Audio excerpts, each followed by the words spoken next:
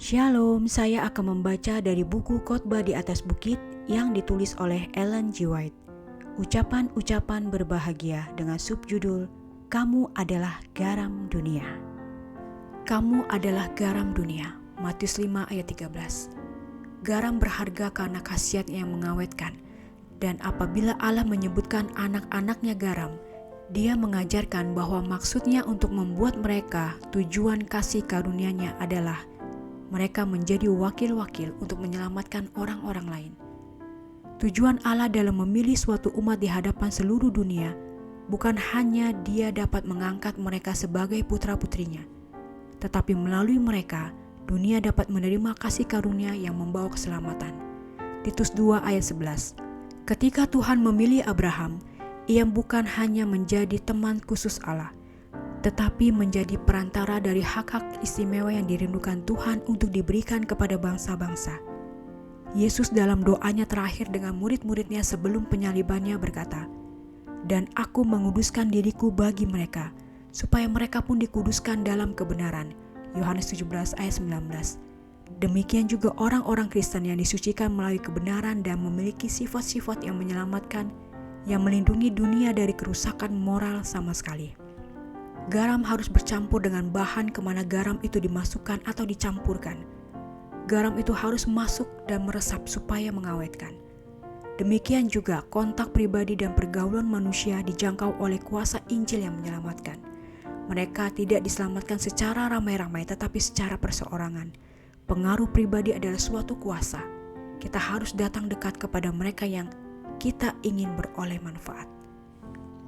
Khasiat garam menggambarkan kuasa penting dari orang Kristen, kasih Yesus dalam hati, kebenaran Kristus meliputi kehidupan. Kasih Kristus bersifat menyebar dan agresif. Jika kasih itu tinggal dalam diri kita, itu akan mengalir kepada orang lain. Kita akan datang mendekati mereka hingga hati mereka dihangatkan oleh perhatian dan kasih kita yang tidak mementingkan diri. Orang-orang percaya yang tulus hati menyebarkan tenaga yang sangat penting, yang menerobos dan memberikan kuasa moral baru kepada jiwa-jiwa untuk siapa mereka bekerja. Bukan kuasa manusia itu sendiri, tetapi kuasa Roh Kudus yang melakukan pekerjaan yang mengubah itu. Yesus menambahkan amaran hikmat itu, jika garam itu menjadi tawar, dengan apakah ia diasinkan, tidak ada lagi gunanya selain dibuang dan diinjak orang. Setelah mereka dengar kata-kata Kristus itu, orang-orang tersebut dapat melihat garam putih berkilau-kilauan di jalan di mana itu telah dibuang, karena sudah tawar dan tidak ada lagi gunanya. Itu baik menggambarkan keadaan orang Farisi dan pengaruh agama mereka kepada masyarakat.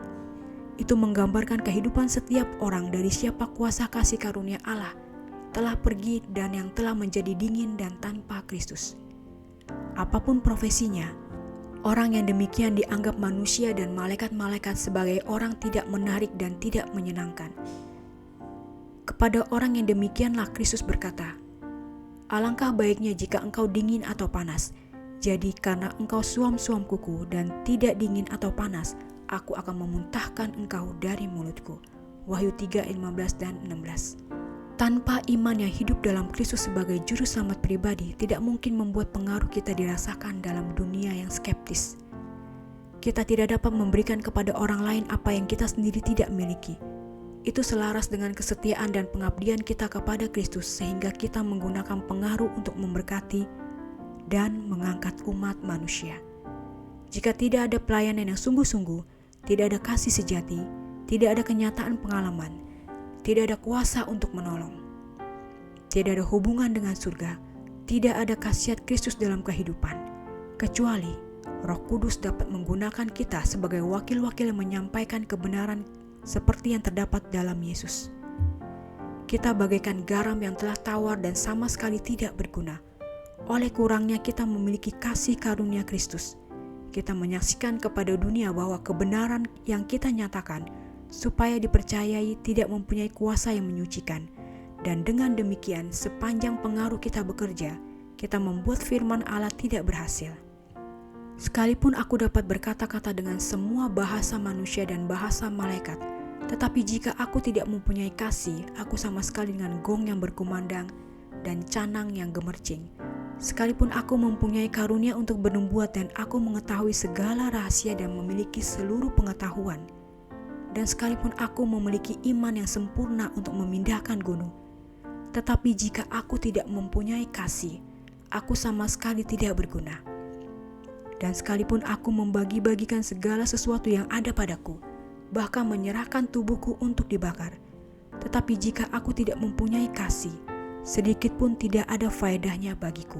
1 Korintus 13 ayat 1-3. Apabila kasih memenuhi hati, itu akan mengalir kepada orang-orang lain, bukan karena kebaikan hati yang diterima dari mereka, tetapi karena kasih adalah prinsip perbuatan. Kasih mengubah tabiat, menguasai gerakan hati, menaklukkan musuh, dan memuliakan kasih sayang.